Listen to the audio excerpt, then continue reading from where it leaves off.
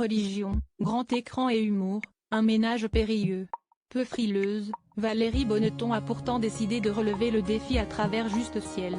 De Laurent Tirard, dans les salles obscures le 15 février prochain. Dans cette comédie, l'actrice de 52 ans campe le personnage d'une religieuse irascible. Un rôle qu'aurait pu jouer au masculin Louis de Funès, comme l'a suggéré Télé 7 jours dans une interview menée avec l'ancienne compagne Stéphane Clavier.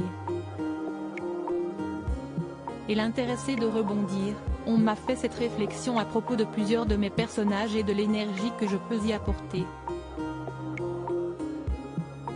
Et d'ajouter, il y a quelque temps, l'un des fils de Louis de Funès m'a contacté pour me parler de son père, j'étais très flattée. Il faut dire que le regretté Louis de Funès n'a jamais hésité à se glisser dans la peau de personnages sérieux pour leur conférer un caractère tout autre, comme dans Le Gendarme de Saint-Tropez ou encore Les Aventures de Rabbi Jacob.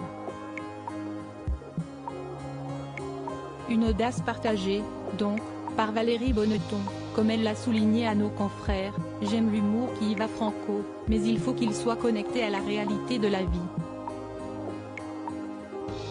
J'apprécie lorsqu'il y a un fond plutôt noir. Et de conclure, quand on fait beaucoup de comédie, on peut tout jouer. J'adorais un rôle de psychopathe.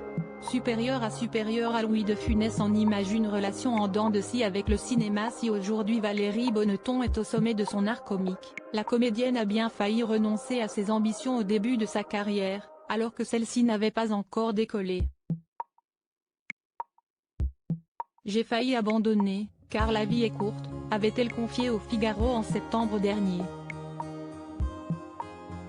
Et d'ajouter, j'ai pensé coudre des vêtements pour enfants. J'adore la création, la cuisine, le design. J'ai toujours besoin d'inventer, de rêver. Un parcours étonnamment semblable à celui de Louis de Funès qui a reconnu avoir été au bord du découragement lors de ses premiers pas dans le monde du 7e art, lui qui n'avait pas alors encore le feu sacré, comme il l'avait indiqué dans l'émission de France Culture François Perrier reçoit, en 1973.